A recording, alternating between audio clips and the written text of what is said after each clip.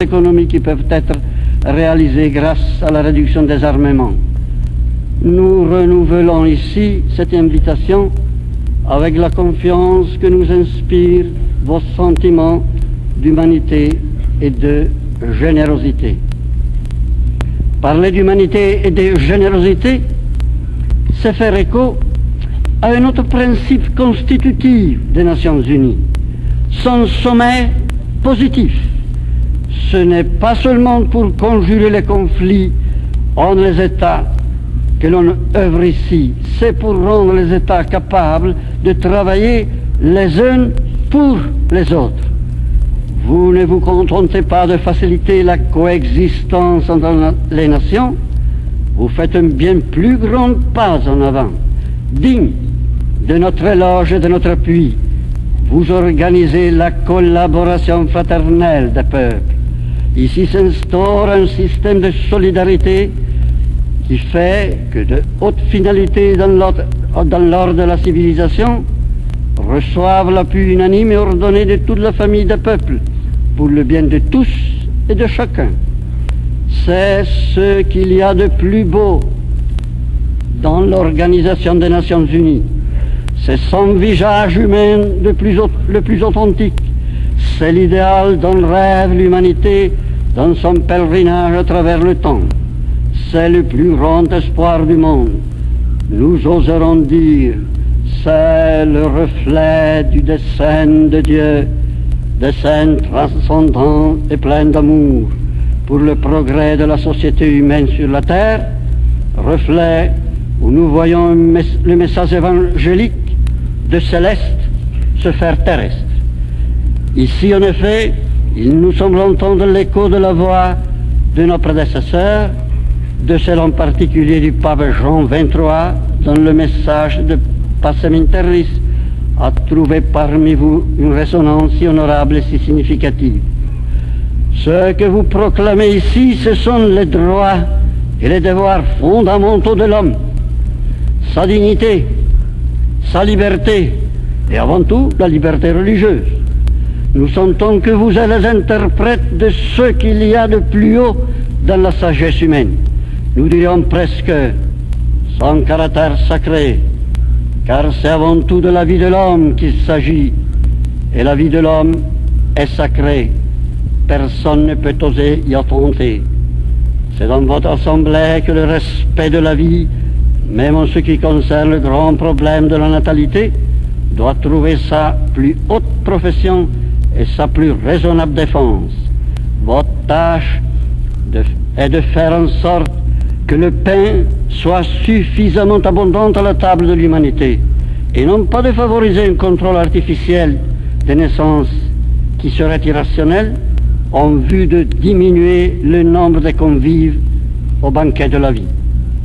Mais il ne suffit pas de nourrir les affamés, encore faut-il assurer à chaque homme une vie conforme à sa dignité, et c'est ce que vous vous efforcez de faire. N'est-ce pas l'accomplissement sous nos yeux, et grâce à vous, de l'annonce prophétique qui s'applique si bien à votre institution? Ils fondront leurs épées pour en faire des charrues, et leurs lances pour en faire des faux. N'employez-vous pas les prodigieuses énergies de la terre et les magnifiques inventions de la science non plus en instrument de mort, mais en instrument de vie pour la nouvelle ère de l'humanité? Nous savons avec quelle intensité et quelle efficacité croissante l'Organisation des Nations Unies et les organismes mondiaux qui en dépendent travaillent pour aider les gouvernements qui en ont besoin à hâter leur progrès économique et social.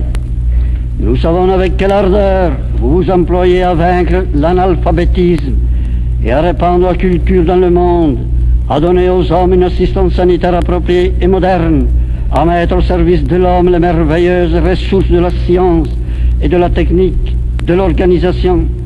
Tout cela est magnifique et mérite l'éloge et l'appui de tous, y compris le nôtre. Nous voudrions nous aussi donner l'exemple, même si la petitesse de nos moyens empêche d'en apprécier la portée pratique et quantitative. Nous voulons donner à nos institutions caritatives un nouveau développement contre la faim du monde et en faveur de ses principaux besoins. C'est ainsi, et pas autrement, qu'on construit la paix. Un mot encore, messieurs. Un dernier mot. Cet édifice que vous construisez ne repose pas sur des bases purement matérielles et terrestres, car ce serait alors un édifice construit sur le sable. Il repose avant tout sur nos consciences. Oui, le moment est venu de la conversion, de la transformation personnelle, du renouvellement intérieur. Nous devons nous habituer à penser d'une manière nouvelle l'homme, d'une manière nouvelle aussi la vie en commun des hommes, d'une manière nouvelle enfin les chemins de l'histoire et les destins du monde. Selon la parole de saint Paul, revêtir l'homme nouveau, créé selon Dieu dans la justice et la sainteté de la vérité. Voici arrivée l'heure où s'impose une halte, un moment de recueillement, de réflexion, quasi de prière, repenser à notre commune origine, à notre histoire, à notre destin commun. Jamais comme aujourd'hui, dans une époque marquée par un tel progrès humain, n'a été aussi nécessaire l'appel à la conscience morale de l'homme.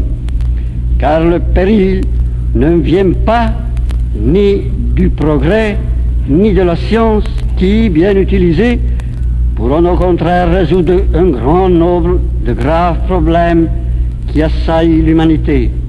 Le vrai péril se tient dans l'homme, qui dispose d'instruments toujours plus puissants, aptes aussi bien à la ruine qu'aux plus hautes conquêtes. En un mot, l'édifice de la civilisation moderne doit se construire sur des principes spirituels, les seuls capables non seulement de le soutenir, mais aussi de l'éclairer et de l'animer. Et ces indispensables principes de sagesse supérieure ne peuvent reposer, c'est notre conviction, vous le savez, que sur la foi en Dieu. Le Dieu inconnu dont parlait saint Paul aux Athéniens sur l'Aréopage, inconnu de ceux qui pourtant, sans douter, le cherchaient et l'avaient près d'eux, comme il arrive à tant d'hommes de notre siècle. Pour nous, en tout cas, et pour tous ceux qui accueillent l'ineffable révélation que le Christ nous a faite de lui, c'est le Dieu vivant, le Père de tous les hommes.